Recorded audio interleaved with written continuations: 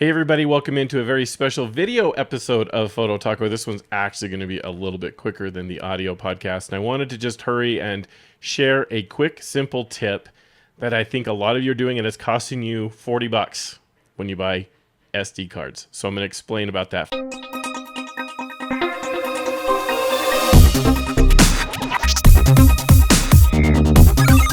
If you haven't read my article at improvedphotography.com about SD cards, you need to go do that. Go search for SD cards. There's actually a few articles about it that explain kind of what to look for, what the symbols mean, what you want to get. But just basically, you know, this is a really good brand, Lexar. Lexar and SanDisk are my two brands that I often will recommend. I think Sony does a good job too. You want to avoid Amazon Basics. I don't even think they offer them anymore because they were so bad. But Transcend is also another one I would avoid. I'd recommend avoiding. Lexar, great brand. There's a couple of things you can look for. You can look for the 4K symbol to be on these. There's a lot of new ones. What that means is it's going to be really fast. So it doesn't mean that you can't record 4K video to other cards. It just means you might have trouble where the cards can't keep up and they won't be able to record. And it doesn't change the resolution. I had someone ask me a question about that recently. Does that mean that there's like more resolution that you can record to these?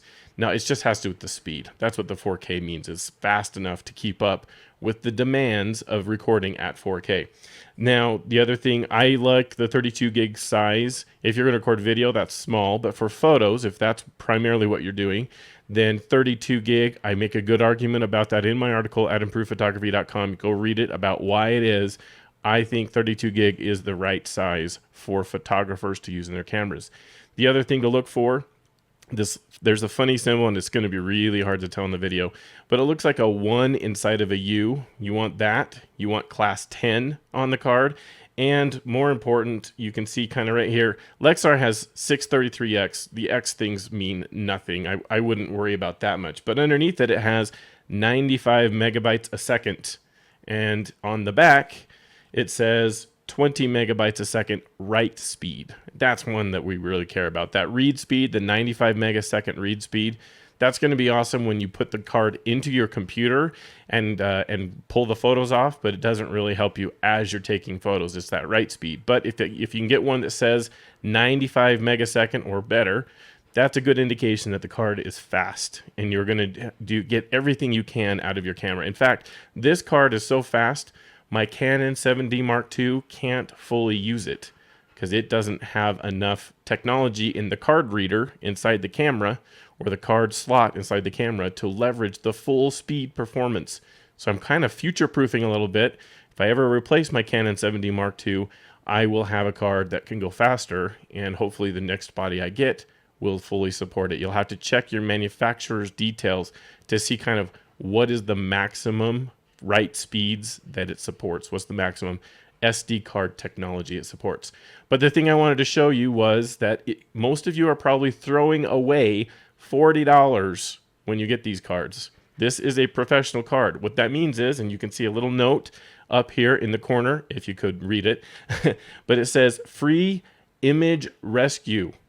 That means there's a license inside of this package to the software that you can run to recover or try to recover your images if your card does fail. So if you are using it for longer than that year that I'm recommending, and you didn't replace it, and or for whatever reason you have your card fail and you might be losing photos, this software could really help. I bought this card for less than $20. And there's a license to that software included. If you go to Lexar.com and you want to buy the software, it's $40. So when you open it, rip it across the top instead of like lengthwise, and try to open it up without going lengthwise, because the license is inside the packaging that you probably toss, that you throw away when you open your SD card. And it's a little harder to do because you got to get down far enough, but make it so that you don't lose your card. SanDisk puts it right on a sticker right on the inside of the envelope. Lexar has it in this little paper that came with the card, and it's so bright you can't read it, but there's a license here. That's okay because I don't want you to read the license anyway. There's a license to the software right there. So you go download the software from the site, you use that license, and now you can use the software to recover a disk. So if you ever get in a situation where you need to use some image recovery software from an SD card, then buy a new one, get a professional version from SanDisk or from Lexar, and you get a free license to their image recovery software. Quick tip I wanted to provide so that you don't throw away that $40. We'll talk to you later, guys.